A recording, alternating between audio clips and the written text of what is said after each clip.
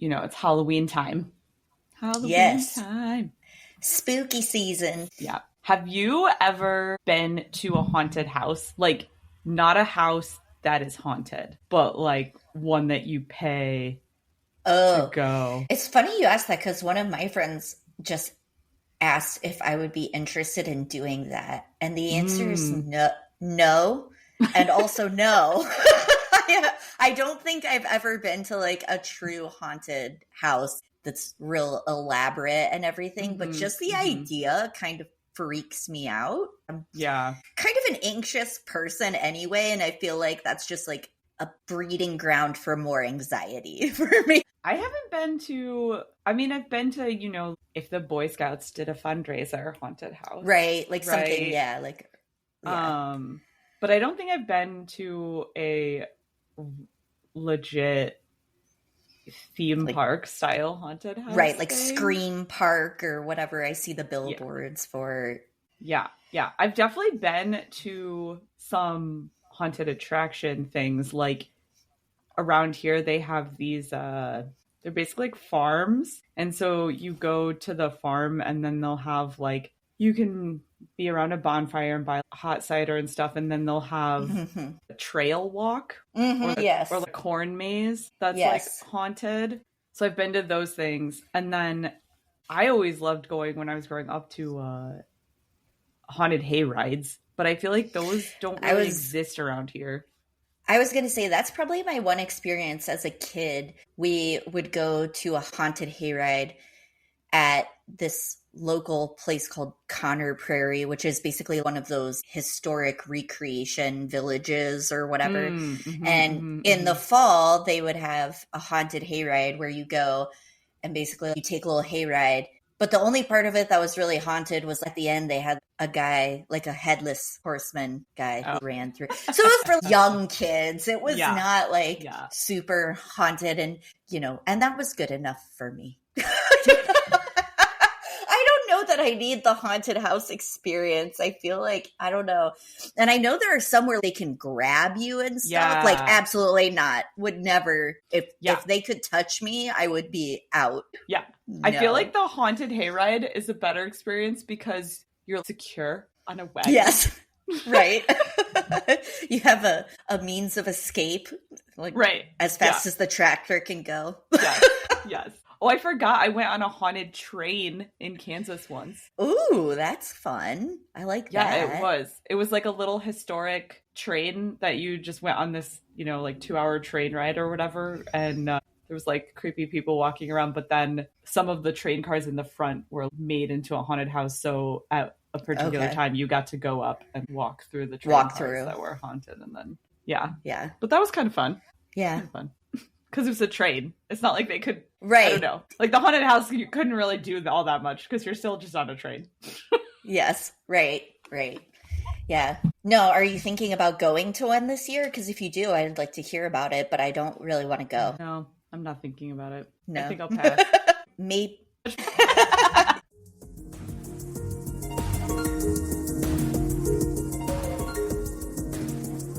I'm Katie. And I'm Emily. We're two long-distance best friends with a passion for learning about all the things that make everyday life interesting. With my PhD in geography and my master's in library science, doing deep dives on topics is our idea of a fun time together. We'll share our findings with you on Researching the Obvious. So, should we share with the audience a tale of our girls' trip? I feel a little embarrassed by it, to be honest. I mean, it goes with our topic today, which, Halloween, we try to choose some spooky topics. So today's topic is going to be spiritualism and the spiritualist movement in the U.S. And I feel like this tale of our girls' trip goes with it's perfect. I mean, it's perfect. It's almost like I was doing research intentionally during this situation for this podcast. There you go. That's what it is. Just chalk it up for that. It's a podcast business expense. Yes. Yes. So we were staying in Fells Point in Baltimore, which is a really cute little historic area. Yeah, it was our college friends. So it was me and Katie and our other two girlfriends from college having little girls trip in Baltimore. Yes. And on the square, there's like a lot of little shops, and there was a little place that had like psychic in big letters on the front. And which should have been my first red flag. I mean, I don't know. I've done different things like this before. So like tarot readings or talking with people who are considered psychics. And I've had really positive experiences where I felt like, I don't know, that just whatever they had to say was pretty impactful for me at that time of my life. And it wasn't anything like, I don't know, big revelations, but just kind of some guidance that I was like, oh, okay, that makes sense. And it was just a nice experience. Yeah. So whenever I see the mark of a good tarot reader or a good psychic or something is they're really not predicting the future or something. They're just sort of helping you gain insight into some situations that are going on. Right. Which I think is a common misconception, that when you go to a psychic, it's going to be like they are predicting the future for you. Like I've never had that experience before. It's always been more, here's some food for thought on, like you said, a certain situation or circumstance that you might be going through, and just like general guidance. And I've always found that to be a really positive experience. Sometimes it's just stuff that I felt like, oh my God, I really needed to hear that. Like, I can't believe she said it, because that, you know, is so relevant to what I'm, you know, dealing with or whatever. Yeah. So I just want to preface the story by saying I've had many positive experiences in this realm and often enjoy trying these things out just to see what it's like. And also, you know, just going into it kind of with an open mind, but also not desperate for it to be something significant. Right. Like I'm not looking for anything specific. Okay. So we see the big sign that says psychic, and I'm like, ooh, we're on a girls' trip. Like, that would be fun. And our other friend, Ellie, was kind of interested in doing it too. So I was like, okay. So we stop in, and the lady was what I would call kind of like dressed as your typical New Age hippie, like skirt and, you know, real chill vibe, I guess. And decided to do, she had 3 offerings. She did palm reading, a tarot reading, and what she called a psychic energy reading. And so I was like, okay, let's do the psychic energy reading. So first of all, she took us back. Well, she took me back first into like a separate room where she's done the reading, which to be honest, I thought was kind of weird to begin with, because in the past when I've done like tarot readings and stuff, you guys have been with me. Yeah. It's definitely more like a group thing. Yeah. Like it's, I mean, I guess I could choose to have you guys leave if I wanted to. But anyway, so she takes me back to her, I guess we'll call it an office. She's like a big table. Her lair. Yes, with her chair behind the desk and me on the other side. And she asked for my full name and I think my birthday or something like that. And the first thing she tells me is that she sees me living into my 90s, which I'm like, what? Like, never have I had a psychic reading where they predict how long you're going to live. So I was like, okay, that's weird. Then she says some things that are actually pretty accurate. And I was kind of like, okay. But they were things that I would say, it's not like she was offering any insight on it. She was just kind of saying things that were true about me.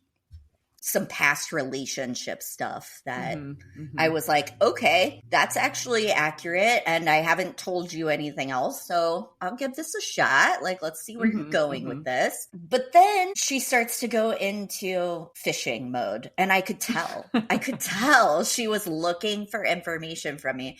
And the moment where she really lost me is when she told me I'm a people person and wanted to know if I worked in PR. And I was like, no, not even close. Not even a little bit.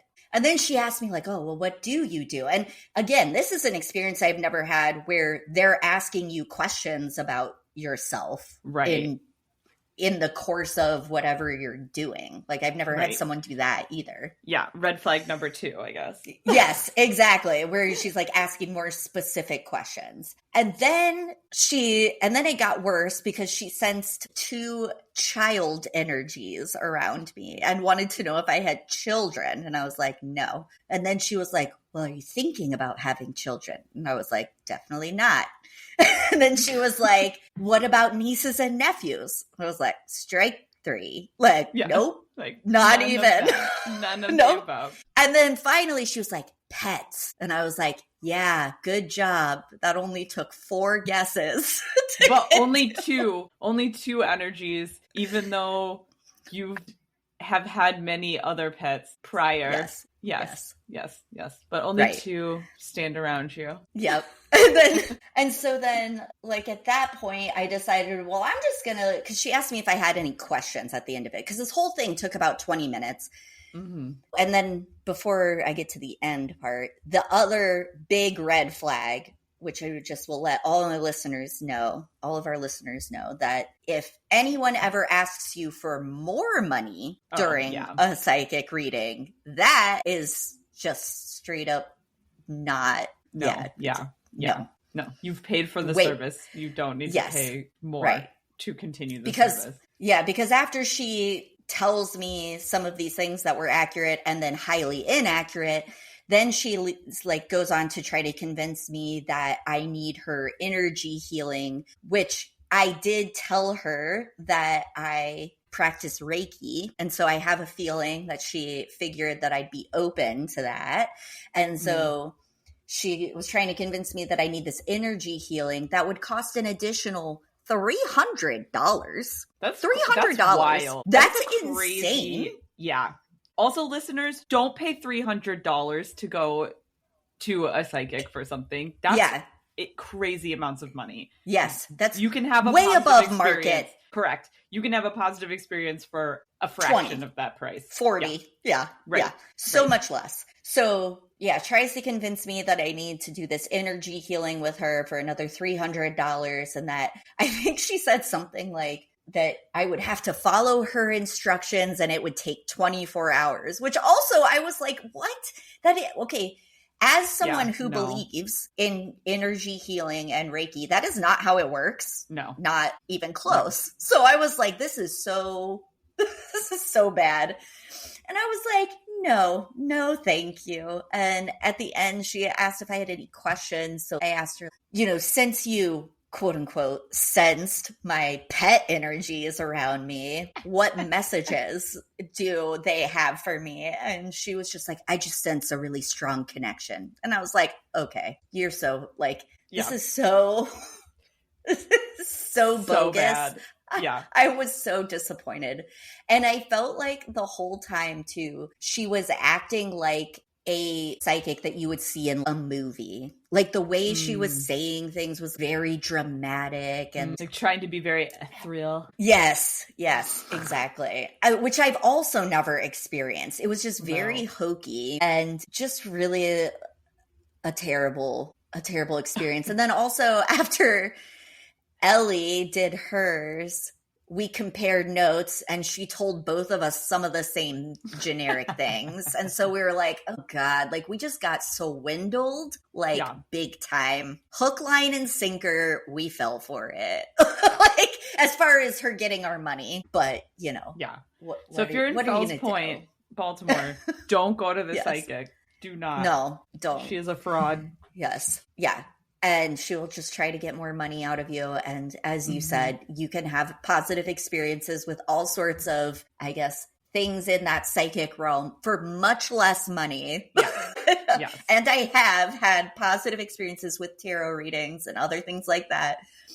I think like the most impactful tarot reading I ever had cost like $25. Okay. So like...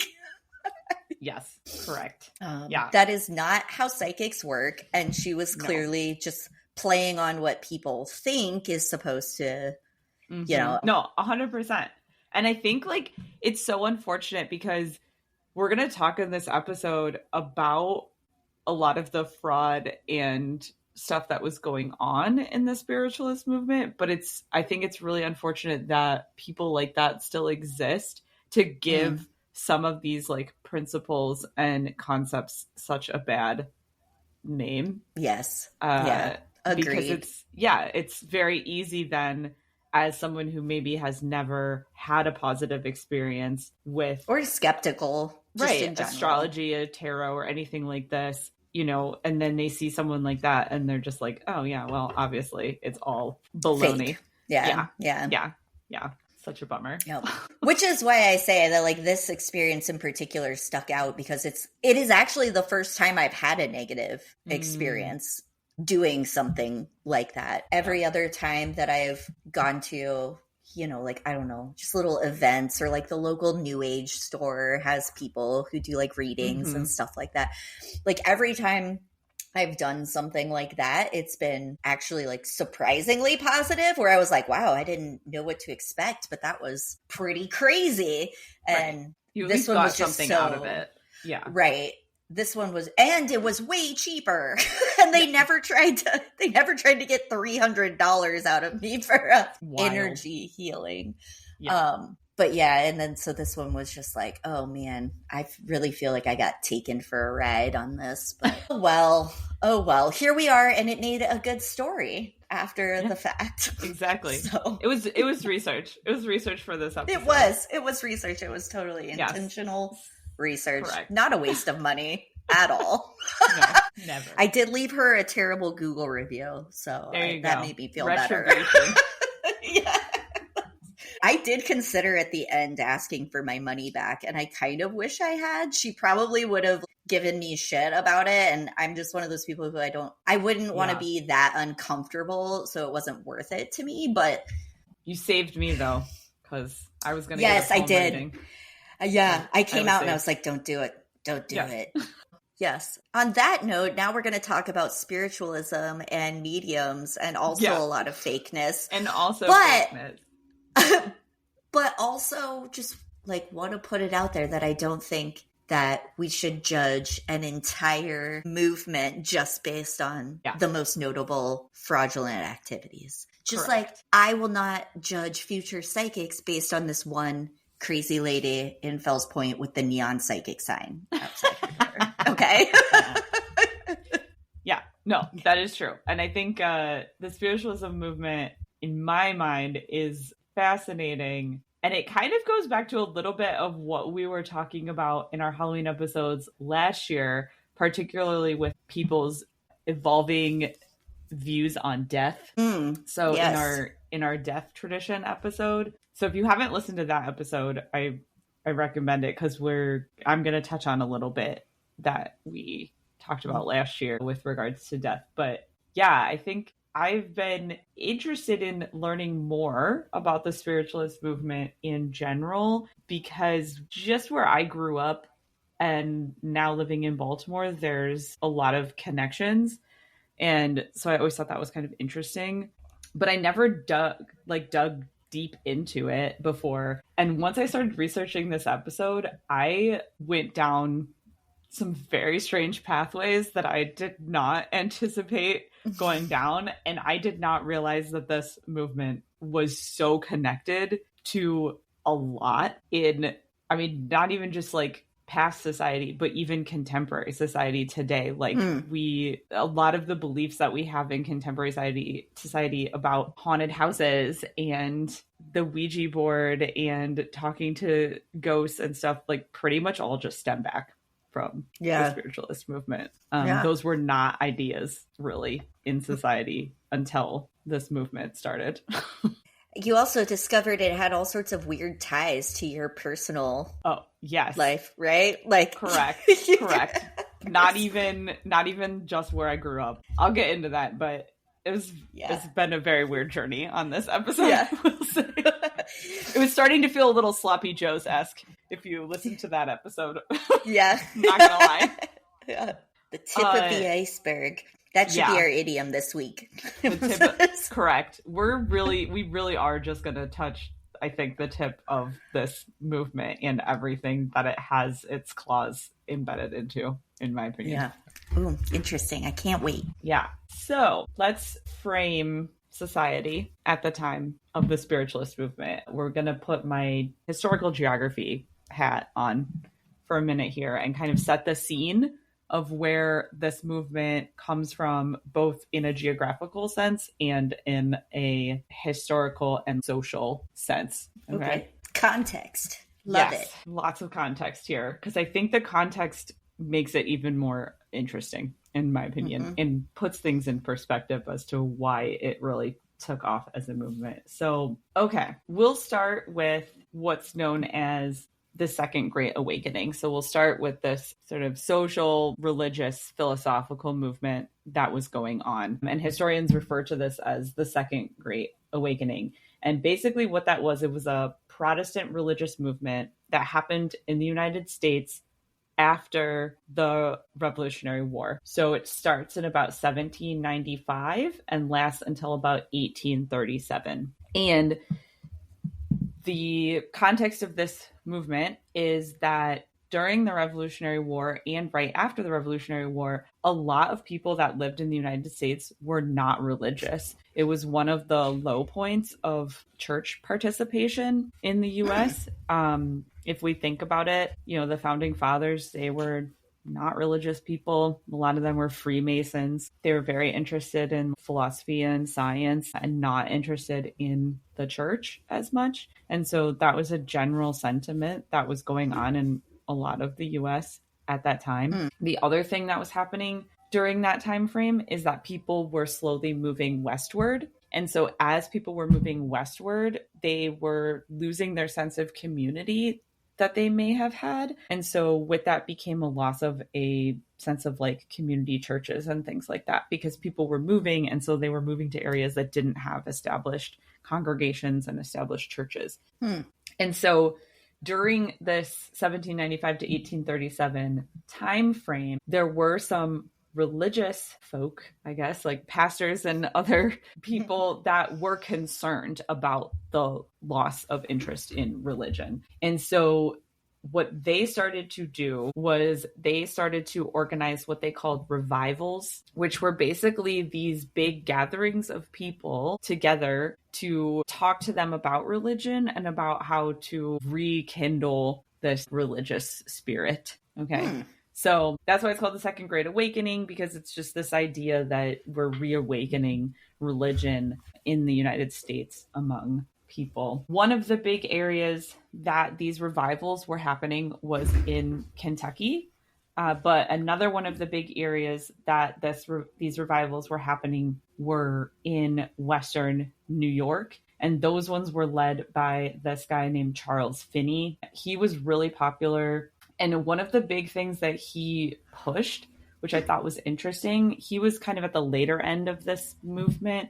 So like 1820s. But he pushed a lot of progressive ideas in his revivalism. He pushed for equality in religion. And so he wanted literally all people to be religious, regardless of whether they were men, women, what their race was, anything like that. He just wanted everyone to be involved, which was a different way of thinking than in the past about religion. So that's like a little bit of sort of religious history.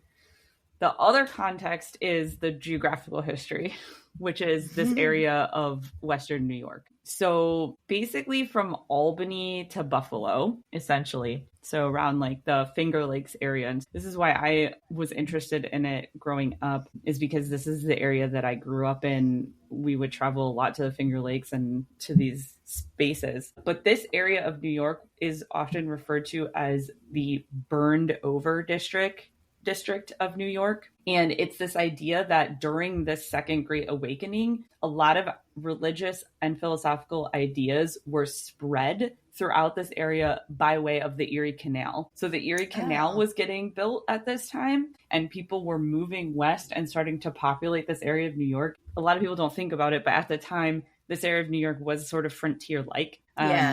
And so as this area grew in population and these ideas spread through the Erie Canal, it brought a lot of different ways of thinking, especially about religion, into this area. And so this district of New York was the start of a lot of new religions, some of which became super big. For example, Mormonism started in... Really? Correct. Mormonism started in 1830 in Palmyra, New York. I used to drive by the hill where Joseph Smith received his first revelations. So that was a big one that started in 1830 in this area of New York. Other ones that started in this area of New York, the Shakers, their first colony, like communal farm, was near Albany, and that was established early on in 1776, but then they established a second larger communal farm further west in central New York in 1826, and then they had another really big revival in 1837. There's still Shaker farms, historic ones, that exist in upstate New York. I used to go apple picking at a Shaker farm when I was growing up. Well, that makes sense too, because they're in Ohio as well. Mm-hmm. So that would be from Western to New York to Ohio would be an easy... Right, yeah, they moved west. And the same thing with Mormons, right? Like Joseph Smith gets his revelation in Palmyra, and then he moves to Ohio, and then eventually to St. Louis, and then eventually to Utah as well. The other one that was big is called the Millerites. And I wasn't really familiar with the Millerites as much. The Millerites kind of died out, but a lot of the principles from that original movement in 1831 got reestablished into Seventh-day Advent into this. Why can't I say that word?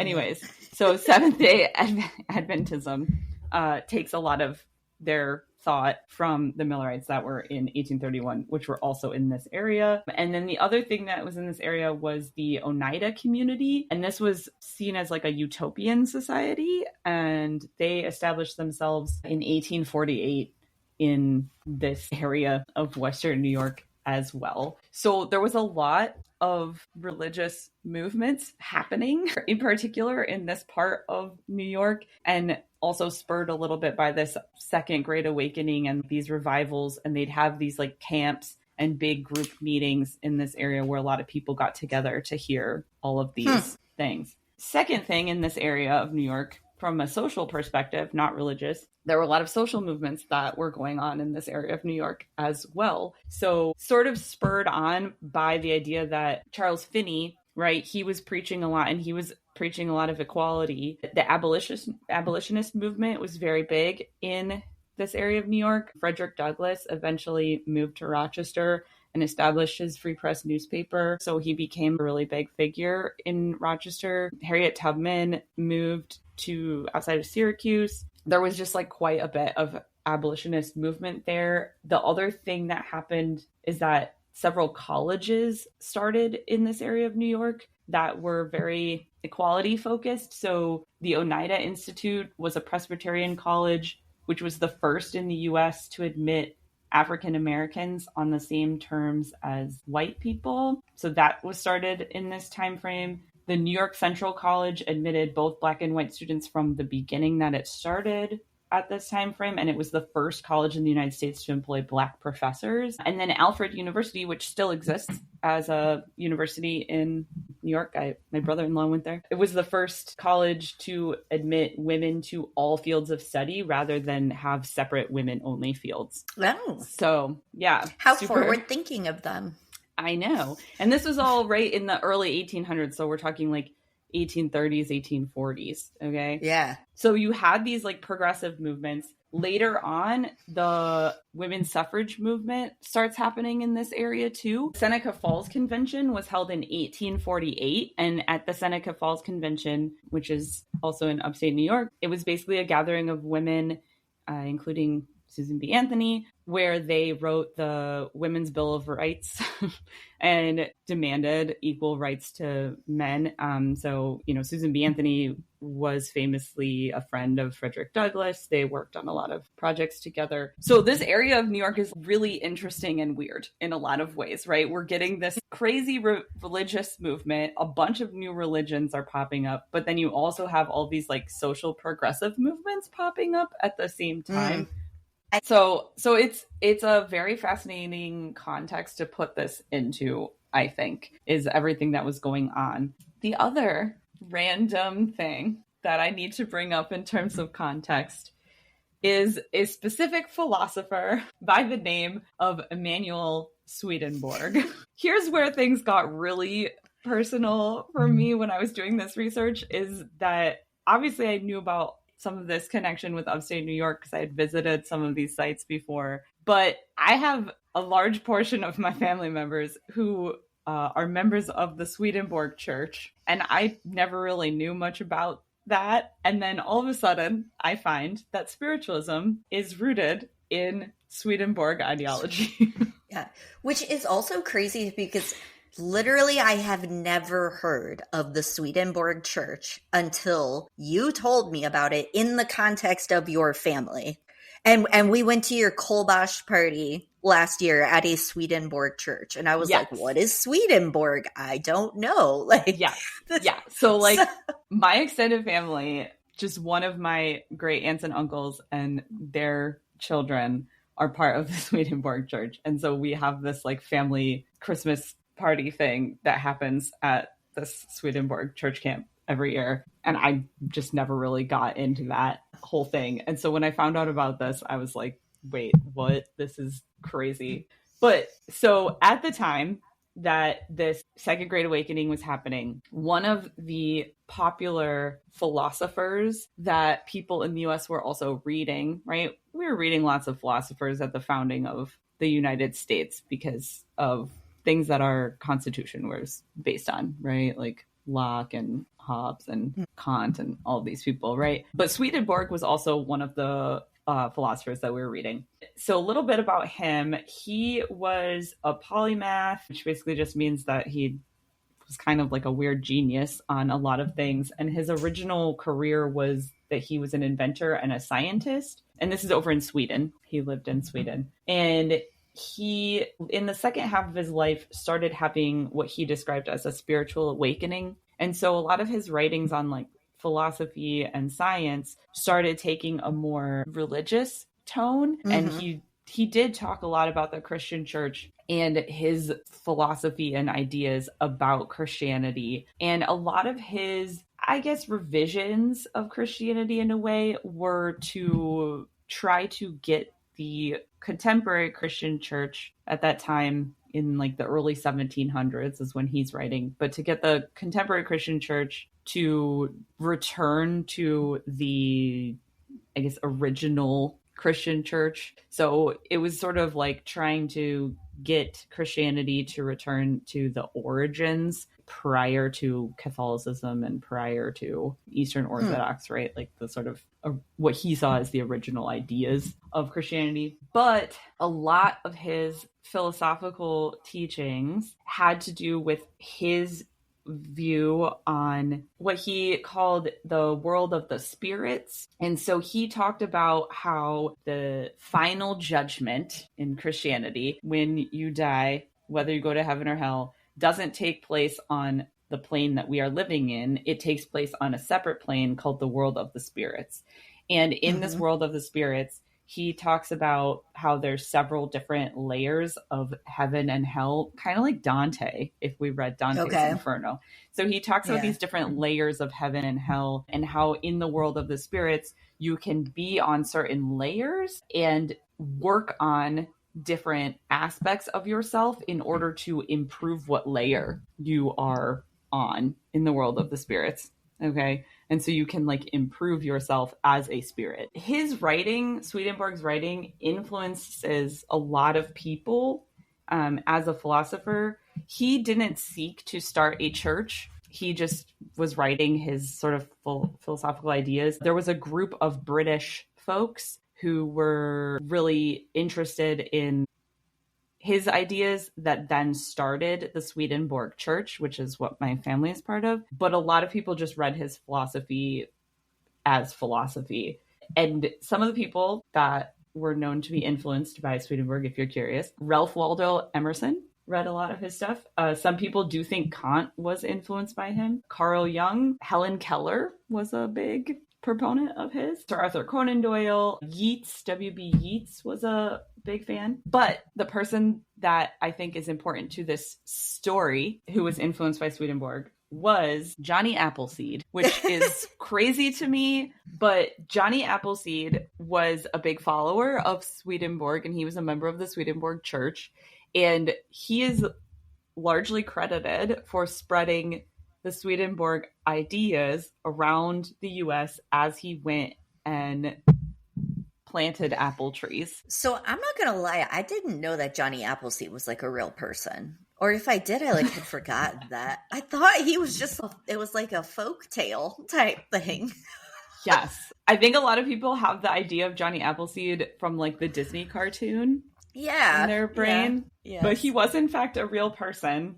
He went around and planted apple orchards basically as New York and Ohio and Indiana were being populated by people, so that people could then buy some land with orchards already planted on it. And fun fact, he planted the orchards using seeds because apparently in Swedenborg ideas, grafting is not believed in. What's grafting? So like creating plants from grafting branches. Oh, okay. So you're not he planted everything from seed. From literal seeds. Yeah. So he planted literal and metaphorical seeds as he went along. Yes. And apparently all the apples that he planted were basically just to make cider, not to eat. Oh. And because they were planted from seeds, they were one specific variety. But apparently he's responsible for the red delicious apple. What? So well, that's I don't know how apple. I don't know if that's good. I don't know how I feel about you, Johnny Appleseed. Like, I guess it's cool you were spreading these religious ideas, but also the red delicious apple. Yeah, that was the best you could do. Right? How about some Honeycrisp for us? Well, no. He couldn't create new varieties because he didn't believe in grafting. Oh, right. Yeah. Interesting. Yes. So fascinating. So anyway, this is the context in which spiritualism starts, is that it's Western New York with all of these very progressive social ideas, new religious ideas, plus Swedenborg ideas. Some people do say that Joseph Smith and Mormonism was influenced by Swedenborg as well. But yeah, so that's like the context in which we sit. And so in 1848 in Hydesville, New York, which is a little town outside of Rochester, we come to what is credited as the start officially of the spiritualist movement with the Fox sisters.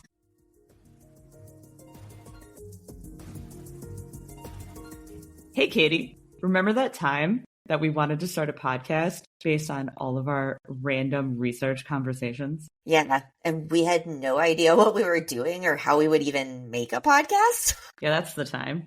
It was a really good thing we found Podbean, because that made it super easy to upload all of our episodes to multiple streaming platforms. Podbean is a really simple platform for hosting and publishing your podcast. So, if you and your best friend are having random conversations that you think should be a podcast, check out Podbean. And if you do, use our link to get a month free. Podbean.com/obvious. That's PODBEAN.com/obvious. And become super cool podcasters like us. World famous.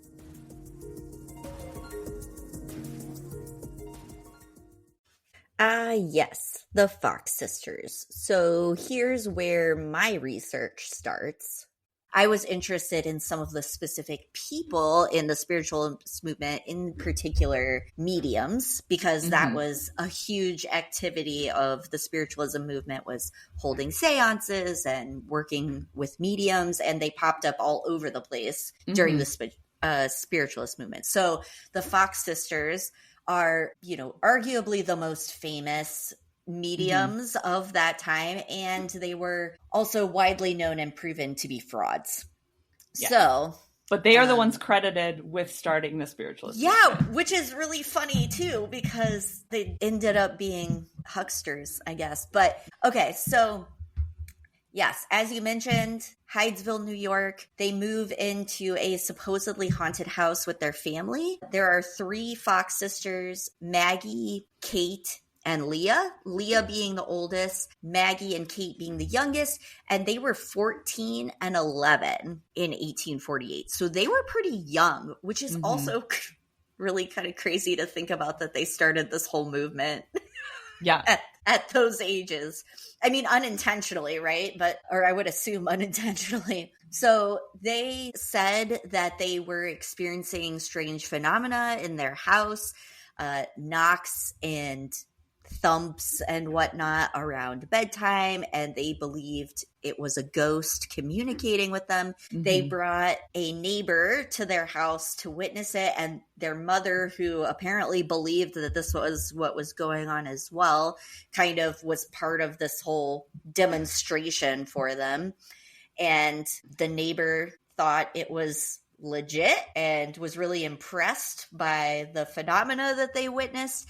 And from there, it really gained traction at almost breakneck speed. They were sent to live with their older sister, Leah, after this. And that was in Rochester, right? That Leah lived? Yes. And yes, Leah lived in Rochester. They were sent to live there. And from there, it's kind of surmised that their older sister saw a business opportunity for this phenomenon of them being able to supposedly talk to ghosts, and she kind of took over their quote-unquote careers. They also, when they had moved to Rochester, me and Isaac Post had heard about their abilities and was very convinced that they were genuine, and he ended up kind of also helping them to become more public. And by 1849, they were performing their abilities at the Corinthian Hall in Rochester, which was the first demonstration for a paying audience during this spiritualist time. So they really began the practice of performing and doing something publicly and inviting audience members in. Yeah. But I think because of the movements that had been predecessing this situation with all these like revivals that were going on, it wasn't uncommon at that time to have these like group gatherings or group demonstrations of something, some sort of phenomenon or like religion or abolitionist thought or philosophical discussion or anything like that, right? So it's sort of just, it wasn't weird to be like, come see this demonstration on this day, because that kind of stuff was happening all the time in this area. Yeah. So anyway, they continued holding seances and performing in this capacity. A lot of people did not believe that they were genuine, but there were a lot of people who were very convinced that they were genuine. In 1857, the Boston Courier offered a $500 prize to anyone who could demonstrate mediumship successfully without being debunked, I guess. They tried, but failed. And the committee actually determined that the taps or the noises were the result of cracking toes or other joints. Which, time out. That's crazy that they were supposedly connecting with spirits through these knockings, but the knockings were just joint cracking? Yes. Like, how loud were these cracks? That's what I was wondering too. But supposedly, so then like 30 years pass, various things happen. Kate ends up getting married and converting to Catholicism, so she really doesn't participate in this anymore. Maggie continues to develop her mediumship. She actually married someone who is a devout spiritualist. And, she's continued to do seances and performed other types of mediumship, like they mentioned, transcribing messages in reverse script, using blank cards upon which words seem to spontaneously appear, and some other things like that. But then by 1887, in a report from the Sabert Commission, who was investigating mediums, concluded that the sounds could have easily been produced by fraudulent methods, and they noted that the raps were heard close to Maggie, and a nearby sitter felt pulsations from her foot. And then in 1888 is when they admitted to being fraudulent, or Maggie admitted to being fraudulent, when a reporter from New York City offered $1,500 if they would expose their methods and give him the exclusive story. She supposedly went in front of an audience and demonstrated how they created the sounds by cracking her toe joints. But again, how loud and how on demand can you always be cracking your joints? I don't know. Wow. But that's what they say. Yeah, that's what they said. Interesting. Supposedly she tried to recant that admission later, but she was also in dire financial straits. And she had an increasingly bad drinking problem. So there are multiple things going on with both Maggie and Kate that are kind of sad, I think, in the way that their lives played out after all of this. And from what I was reading, they kind of also blame their older sister Leah for exploiting them and encouraging them to continue this ruse for financial benefit. But I mean, it went on for 1848 to 1888, like 40 years of this, and they were still very popular mediums. So I was reading that.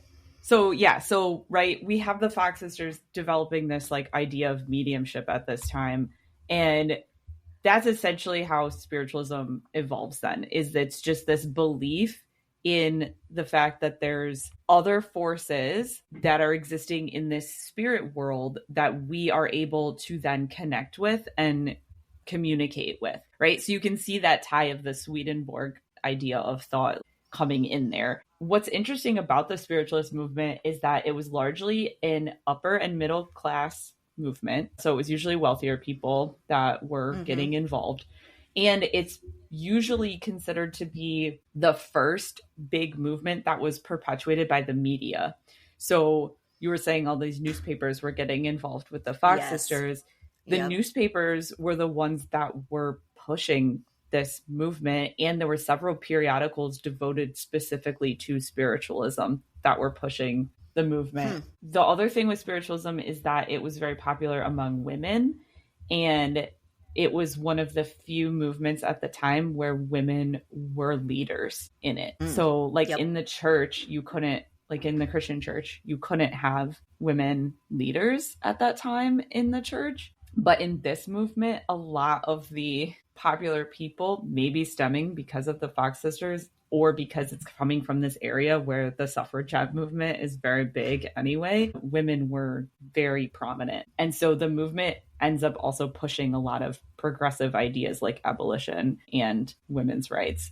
And yes, I read about that. Yeah. Yep. So mediums and seances become primary focus of the movement, and it became very popular. There's estimates that between the late 1800s, early 1900s, when this was popular, there was between 4 and 11 million people that were adhering to it. It's kind of hard to put a number on it because you didn't have to like register or anything like that. And for the most part, this movement, it wasn't centralized. So for the first basically 50 years that it existed, it didn't have a centralized system or a central church. It wasn't until 1893 that the National Spiritualist Association of Churches started. So, and they created their 6 basic principles in 1899. So it wasn't even until 50 years after the Fox sisters that they tried to consolidate into an official doctrine of stuff as a church. There's a lot of reasons why people think the movement took off really quickly. One, obviously the media,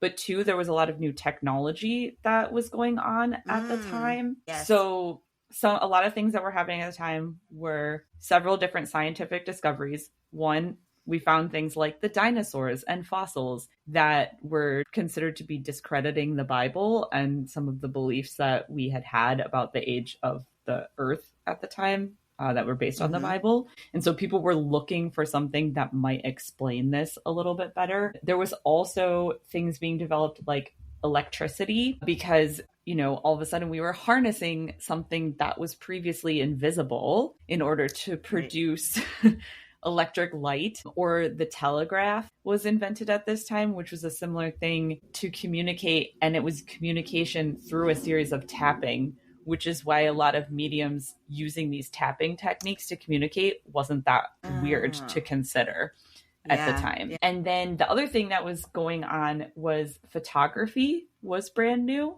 And so a popular thing that started happening were spirit photographs, where people were taking pictures and then some kind of phenomenon was going on in the background. The most famous spirit photograph is of Mary Todd Lincoln. After Abraham Lincoln died, she became a very devout spiritualist. And there is a spirit photograph of her sitting in a chair with sort of this ghostly figure of Abraham Lincoln standing behind her. And that got published in like every newspaper because it was Mary Todd Lincoln and Abraham Lincoln. And so it really stuck and took off in people's minds. Thomas Edison worked for a long time on trying to develop a spirit phone to communicate with the dead. And so the other sort of thing to keep in mind too is back to our death episode. If you think about the way that we were viewing death at this time was changing a lot as well, because prior to the Civil War in America, death was something that occurred in people's homes. You usually died in your house, you had a funeral in your living room, that kind of thing. And then once the Civil War started, like we talked about in that episode, people were dying in huge mass casualty events that hadn't been seen before. It was being documented in newspapers.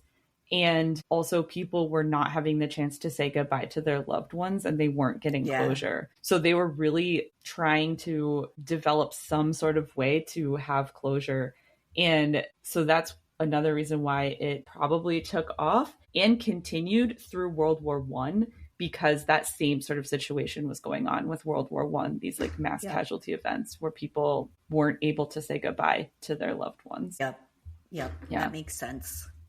Well, anyways, like as this movement grows and becomes popular among people, the central figures are really just mediums as opposed to like preachers or pastors or anything like that. Yes, which makes sense. And what I decided to focus on for this episode is mediumship. And what is a medium? Kind of like what you just described, people were looking for. A medium is supposed to be a go-between that communicates with the spirit world or spirits telepathically and then relays the messages directly back to people, or sometimes they would say with the help of a spirit guide who would also kind of relay those messages. So as you pointed out, mediums become very important in the spiritualist movement because they're literally the people who can talk to the dead or who can relay those messages that people so desperately want. So I was looking just at kind of different types of mediums during this time, some general information about mediumship, and then we'll talk about some specific people who were very notable other than the Fox sisters. So there were many different types of mediumship. One type would be mental mediumship, and under that umbrella falls clairvoyance, which you've probably heard of before, which is people who see things from the spirit world. Clairaudience, which would be hearing things. They receive messages in an audio way. And then clairsentience, which would be they receive their messages through feelings, intuition, maybe even sometimes like a physical feeling in their body. So that's all under the category of mental mediumship. Then there was also physical mediumship, which was basically the manipulation of energies or energy systems by spirits. So this involved like physical manifestation. So the taps, actual voices coming through, objects materializing out of thin air, also spirit bodies or body parts that were visible. A lot of physical mediumship is the kind of stuff that you hear about that was eventually proven to be fraudulent. I'm not saying it's not real at all. I don't know. But in many cases, those kinds of mediums ended up being the ones who were using methods to trick people. Interesting. And in that physical mediumship, the medium or the person is supposed to be just an energy source for the manifestations to like allow those things to happen. There was also trance mediumship, which is where the medium enters a trance-like state and then delivers messages. This was also very popular and really interesting. There's a trance medium that I was reading about that I'll talk a little bit more about later, but that was also very popular at the time and a little bit different than what you might picture, like a medium sitting around a table having a seance kind of thing and taps on the table or things like that. This was more, people would, I guess, meditate or go into this trance state and then deliver these long speeches, basically, that are, you know, kind of supposedly directly coming from the spirit world. Interesting. Yeah. And then there was also direct voice mediumship. So that's where the spirit supposedly takes over the medium's voice or body and is speaking directly to the group or the audience or whoever is there. So it's a little bit different than trance mediumship in that the medium is still the one delivering the messages that are coming through the trance. In direct voice mediumship, they believe that it was the actual spirit that controlled the voice of the medium. Okay. Oftentimes the medium's voice would change, the way that they would speak would change, the words they would use, those kind of things. Some other popular things during this time that were part of the seance and medium world: table turning, also called table tapping, table tipping, or table tilting. So much alliteration. So this is basically people sit around the table, everyone places their hands on it, and the table either rotates or tips kind of from one side to the other. And what you would do is basically slowly speak letters of the alphabet out loud, and the table would make movements at specific letters to then spell out certain messages. So kind of like the same concept as a Ouija board, but you're using the table and the movement of the table to identify the letters. I feel like that would take forever. Yes, I thought if you have to like go through every letter out loud. Right. Oh. I suppose like yes, no answers were probably also popular. So, you know, tap 2 times for yes or 1 time for no or that kind of thing. But yes, agreed. I don't think those messages were like super long messages that were coming out of those sessions. Also, a fun gadget that was used during this time: spirit trumpets. I had not heard of this before, so I thought this was interesting. So some mediums would use these things called spirit trumpets.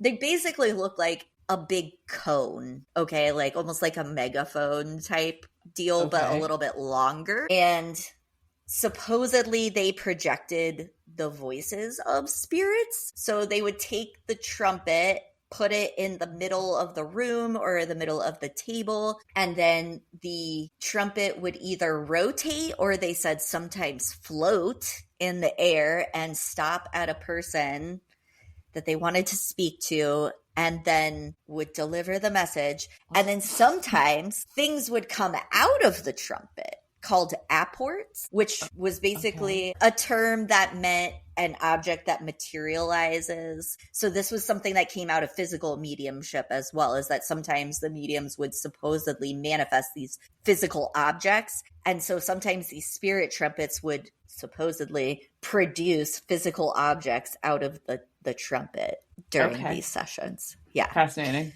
Yes. Like pulling a rabbit out of a hat, but pretty much. A button out of a trumpet. These were the kinds of things that I think have given the whole spiritualist movement a little bit of a bad rep, because some of these were very performative type experiences, and people were really into it. So, you know, I mean, there was a business opportunity there, I guess, too. I kind of feel like, the spirit trumpet was maybe a little bit of a stretch there. But, you know, I'm just relaying the information, not making judgments. I mean, I'm fascinated by that. That's interesting. Yes, right?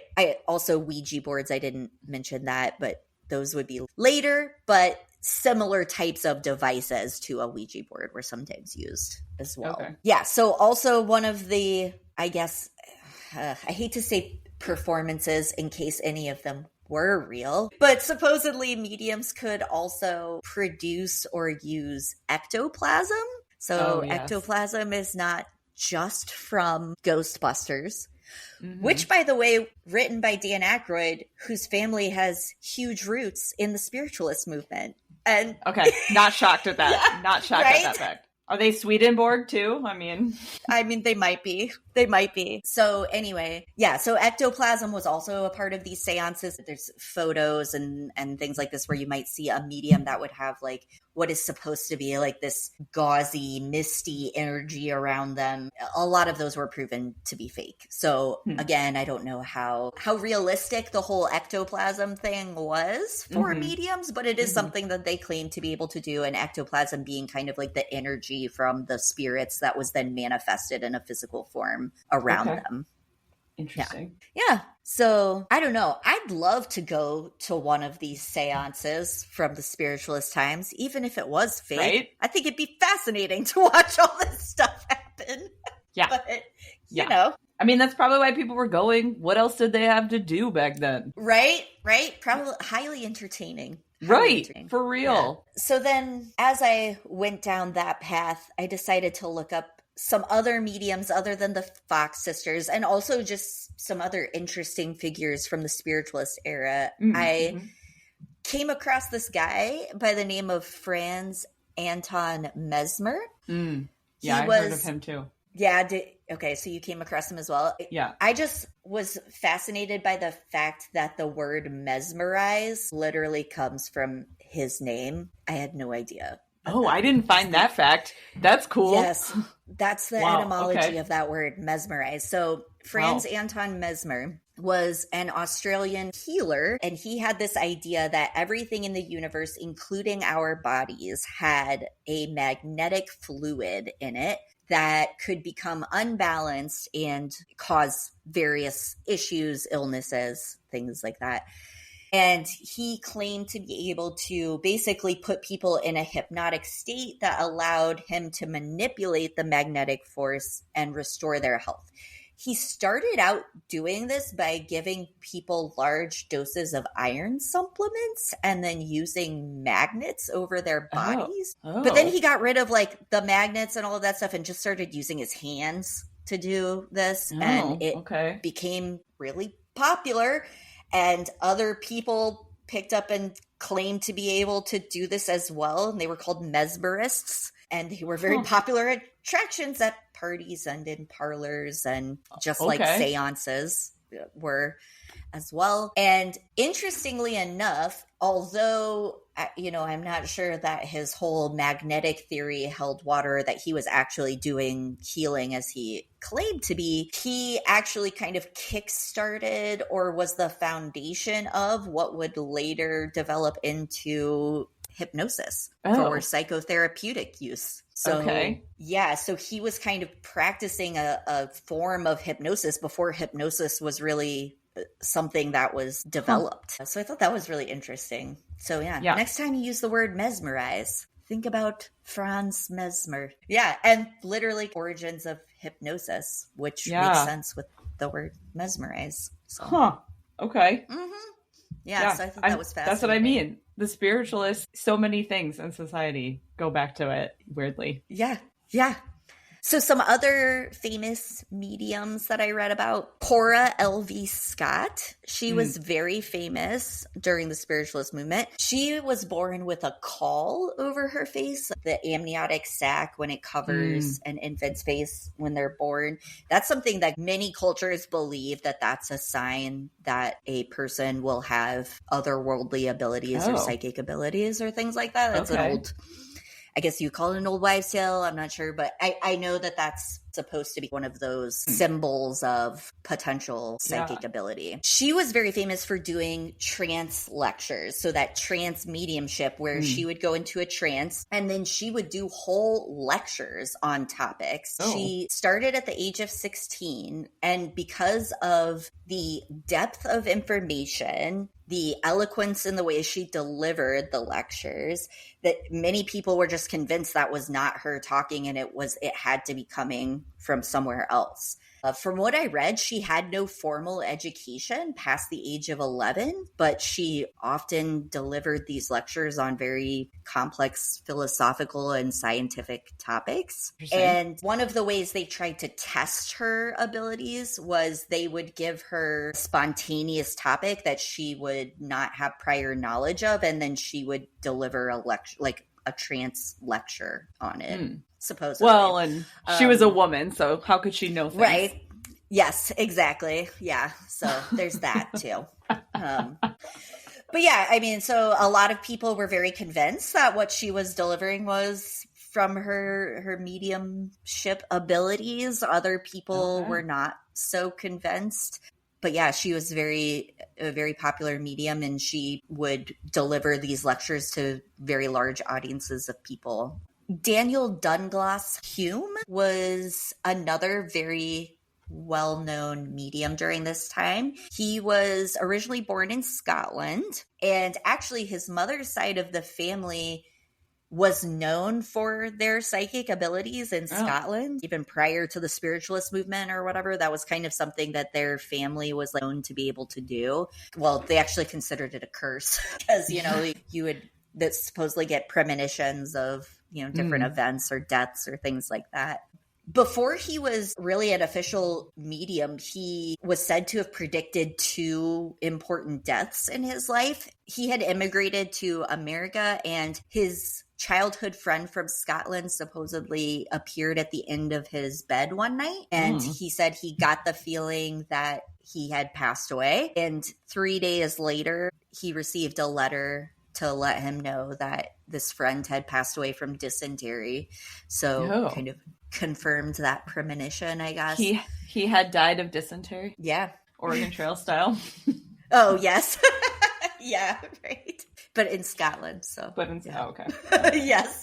Right. Dysentery is a big problem, though, I guess. Everywhere dysentery is a big deal. And then when he was 17, his mother, who had still been in Scotland, followed and immigrated to America. Shortly after she had moved there, he said that he had a vision of her saying the words Dan, his name, and 12 o'clock, which ended up being the exact time of her death a few days later. And around that same time, the house that he was staying in with his aunt started to experience strange things like the furniture moving with no explanation or without anyone touching it, loud noises and knocks. Apparently his aunt got really freaked out and decided he couldn't live there anymore.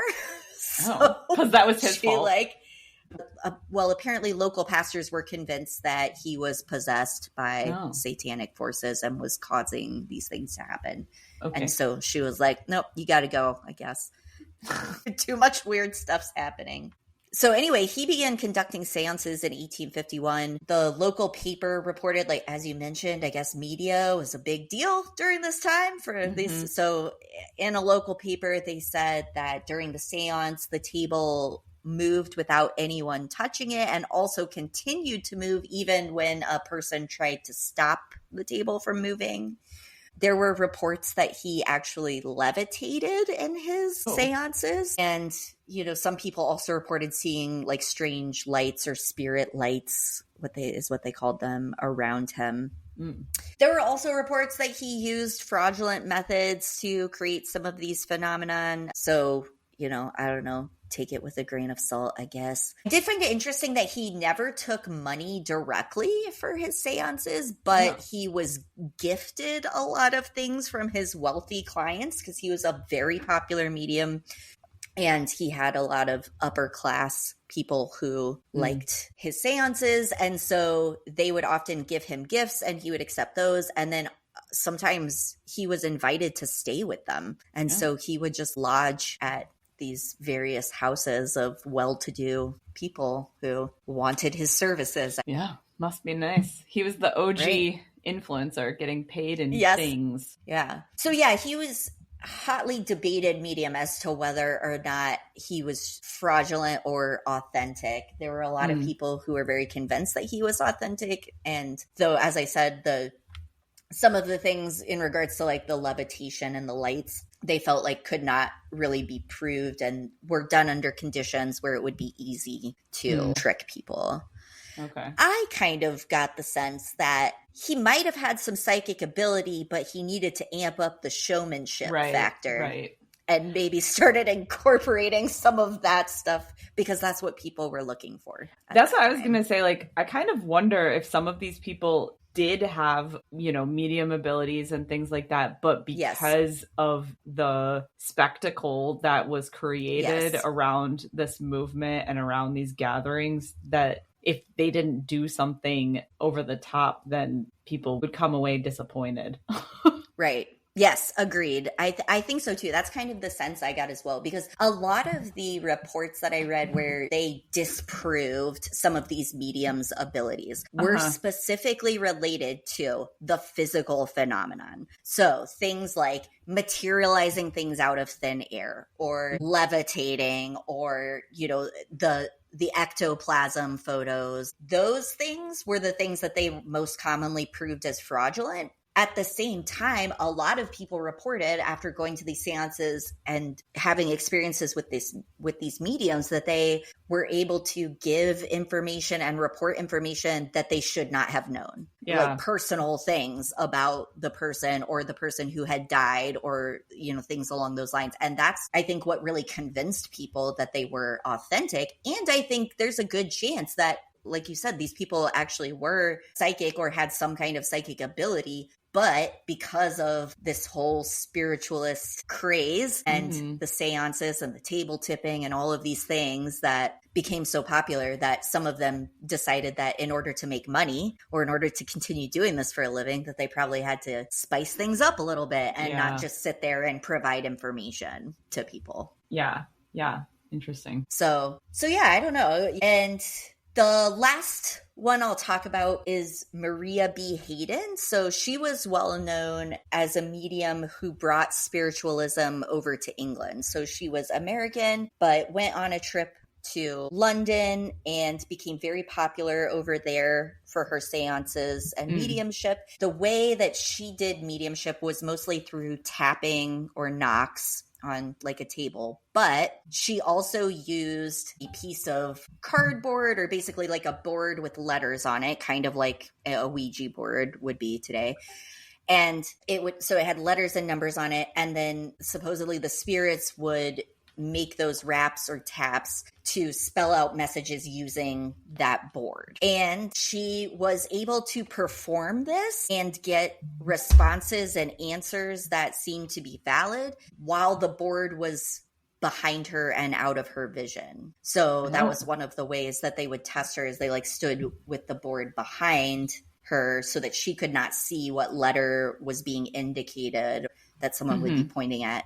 And the taps would still spell out answers to the questions. Okay. So also hotly debated, though, whether or not she was a true medium or not. She had a lot of people who really believed that what she did was authentic. And Sir Arthur Conan Doyle, I think in particular, was one of her big advocators. And Conan Doyle was a huge advocate for spiritualism.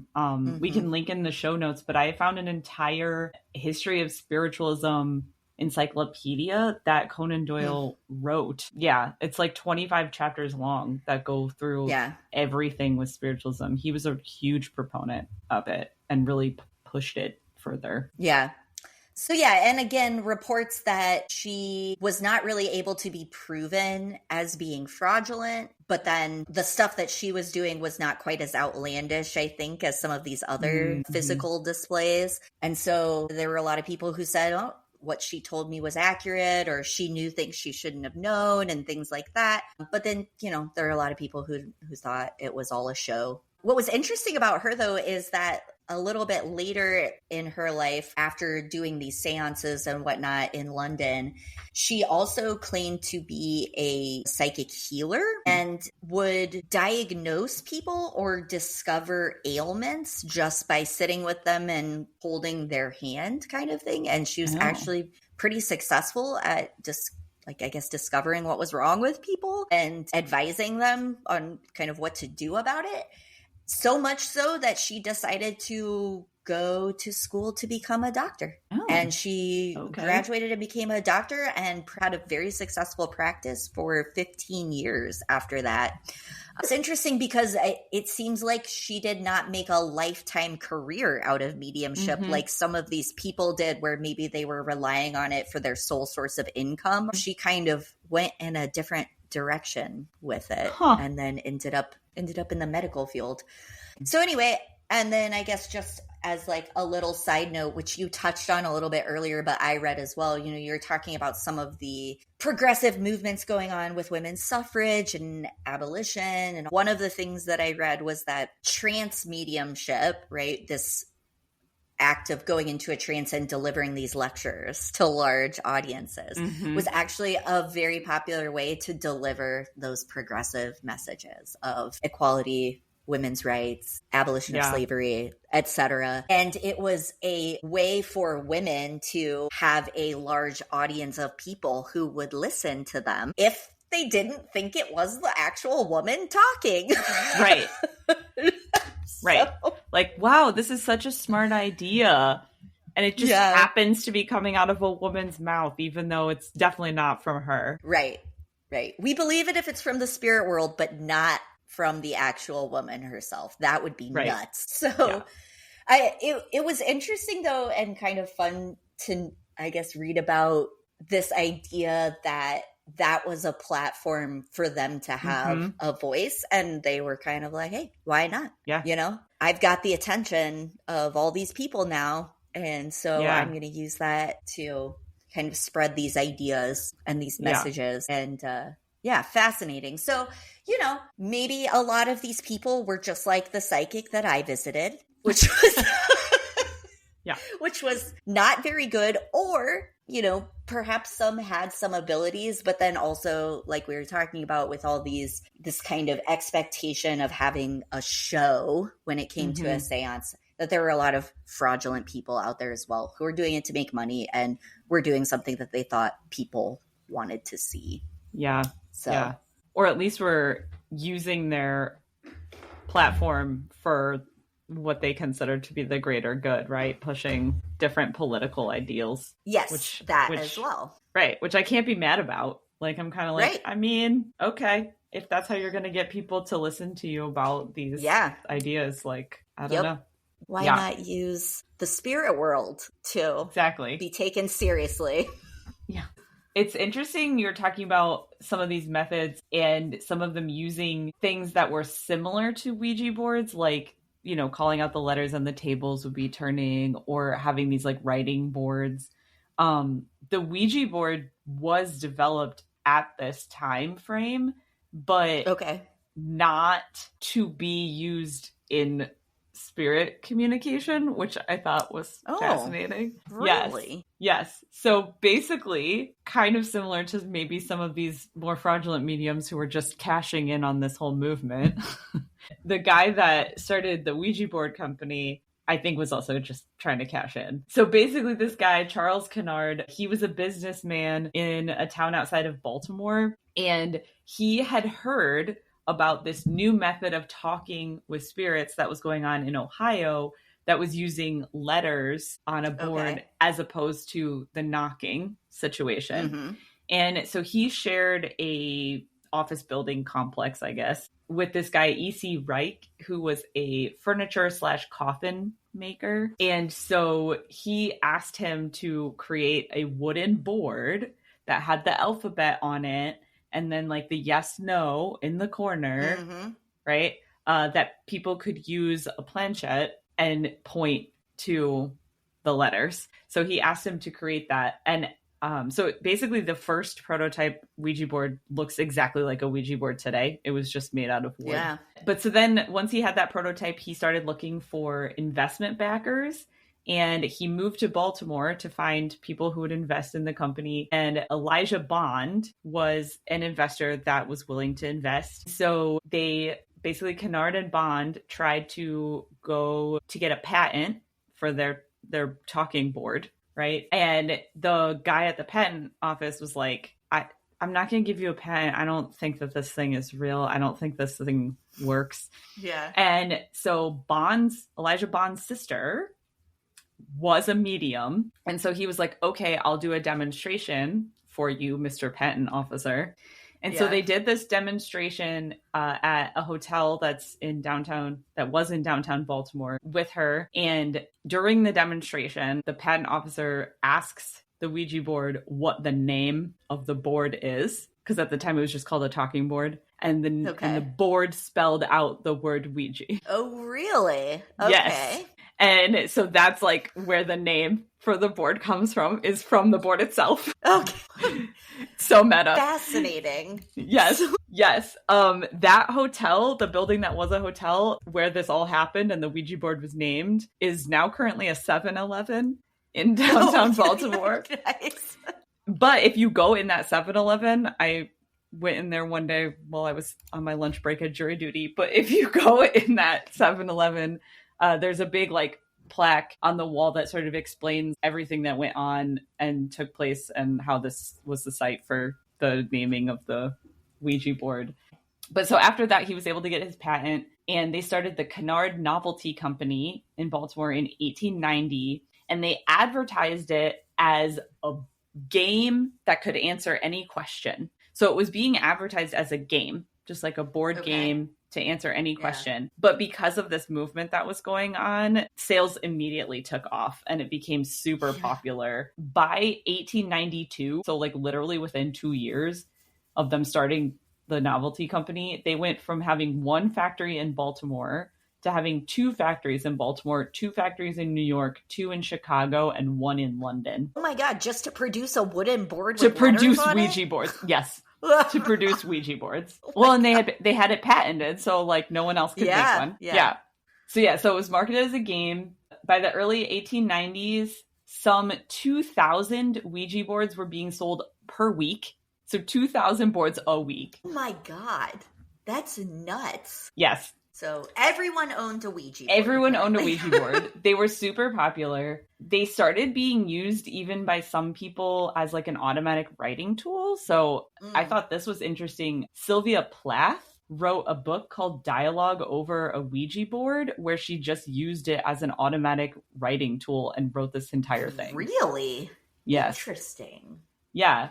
And then they sort of had another upswing in popularity during World War I. A lot of people started buying them in World War I when, again, the spiritualism movement was still going on. Norman Rockwell painted a pretty famous painting of a couple sitting together playing with a Ouija board. So these were like super popular. In 1966, Parker Brothers ended up buying out the Ouija board company, so the Kennard Novelty Company, and started manufacturing it. In the year after they bought the game, so 1967, 2 million Ouija boards were sold in that year alone, which outperformed Monopoly. Oh my God. Yes. So like these were very popular for a very long time, like almost 70 years. And people they literally thought they were a game and they were for fun. What happened is that in 1973, a little film called The Exorcist comes out. Oh. And The Exorcist freaked so many people out. And in that movie, they're using the Ouija board to communicate with the spirits. And it freaked so many people out that as a result of that movie, that's when society decided that Ouija boards were evil. Oh. Yes. So that's a recent thing. Yeah. So basically, Ouija boards were considered just a fun parlor game. Yeah. Until The Exorcist comes out. And after that, it was like almost overnight, people started associating them with the devil and evil spirits and demonic activity and all of that stuff. Yeah. And so today, what's interesting is Parker Brothers doesn't actually manufacture Ouija boards anymore. They might make a special edition like Stranger Things Ouija board or something like that. But the original Ouija board, they don't even make it anymore. So if you want one, you kind of have to go to like, I don't know. Thrifting. A thrift store to find one. Yeah. Probably. I mean, there's probably a million out there because they were producing so many of them. Yeah. Well, I don't want one because they scare me, and I guess that's because of The Exorcist, which I've never seen. But Yeah. I personally, I don't know. I feel like I've heard so many people say, "Don't mess with it. Don't mess with them." I know, but I wonder if that's just all stemming from this like thought process that came from The Exorcist, and not actually from the original marketing of these, which was like a Norman Rockwell fun activity to do with your boyfriend. That is hilarious. A Norman Rockwell painting with the Ouija board. Yes. Yeah. Another fun fact is if you are ever in Baltimore, you can go to the Greenmount Cemetery, and Elijah Bond, he's buried there, and his tombstone is in the shape of a Ouija board. Yeah. Wow. I hope he died a rich man. Oh yeah, for sure. Yeah. Like they did. Man. I know. So I thought that was kind of a fascinating thing, that the Ouija board was not really developed for this movement, but becomes kind of synonymous with it. Yeah. And also wasn't seen as like a bad thing until the 70s. Yeah. Like a literal game until The Exorcist. Yes. But I think it also shows that spiritualism was like, at that time, it wasn't considered to be like good or bad, right? There weren't like, it wasn't like a good or, it didn't have like a good or bad quality. It was just like, this is a way that we are talking to the spirit world. Yeah. Period. And just like normalizing that. Yes. Just being like, yeah. That's our goal and that's what we're doing. Yeah. Huh. I kind of looked up like what happened to the spiritualist movement, because so many people were invested in this for a long time. Yeah. And it just kind of started dying out. A lot of the reports of fraudulent mediums didn't help the cause. And then after World War I, it just kind of started to fade. The Spiritualist Church still exists. So the Natural Spiritualist Association of Churches, that organization still exists, and it has two educational auxiliaries. One is the Morris Pratt Institute in Milwaukee, and then the other is the Center for Spiritualist Studies in Lilydale, New York. The Center for Spiritualist Studies is incorporated as a religious seminary school. So basically, if you want to be a church leader in spiritualism, you would go to school at Lilydale. And Lilydale is also a fascinating town. I'm not gonna get super into it. There's a ton of like YouTube videos actually about Lilydale. It is a massive spiritualist camp. It is home to about 40 mediums. It's a tiny town, like 15 minutes from Fredonia. Okay. Where Kevin went to college. Yeah. Like near, kind of just past Buffalo, like an hour or so past Buffalo, New York. But yeah, it's home to about 40 mediums. And during the year, there's maybe a population of like 400 people. But in the summertime, that's when all of the crowds kind of converge back onto Lilydale, and upwards of like 15 to 20,000 people will visit this town in the summertime. And they have these revivals, like every day. People go to this one stump in a town square, essentially, and they receive messages. The mediums practice there. There's like mediums who aren't official mediums of Lilydale that will come and also practice. And it's really just this modern center, I guess, of this movement that people still flock to every summer today. I'm sensing a future girls' trip. Hopefully you'll have a better experience with a medium. Hopefully a cheaper one, too. Who knows? Yeah. So fascinating. I know. So there's still people that practice, just not as popular today. Yeah. That's too bad.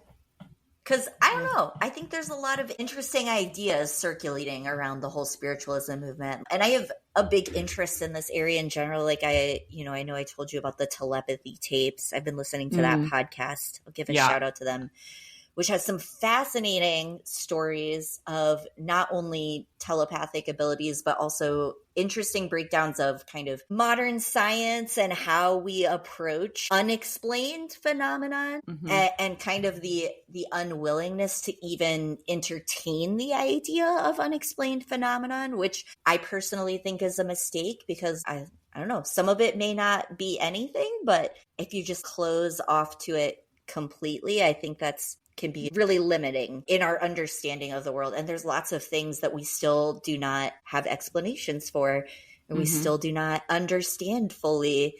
And just because it can't be proven necessarily beyond a shadow of a doubt that, I don't know. I think there's still room for exploration in that realm. Yeah. And I think that's the other thing that is fascinating to me about the spiritualist movement is that it was seen as scientific, right? Like they were trying to use new scientific methods like photography and electricity and all these things to bridge that gap between religion and unexplained things, right? And the modern era of science. Yep. Yeah. Yep. Yeah. What a time. I know. The Victorians, man, they're wild, wild people.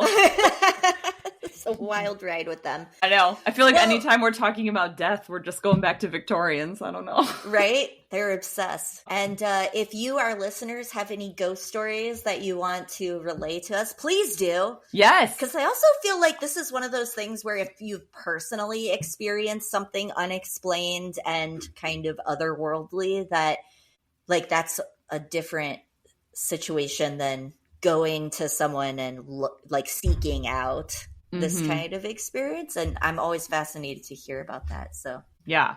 Share your best spooky tales for spooky season.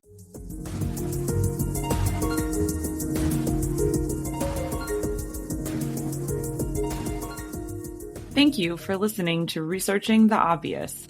To learn more fun facts about everything that we're researching, follow us on Instagram at Researching the Obvious Pod, all one word. You can also follow us on Spotify, Amazon Music, or wherever you get your podcasts. If you know someone that you think would enjoy listening to all of our findings, please feel free to share or give us a review.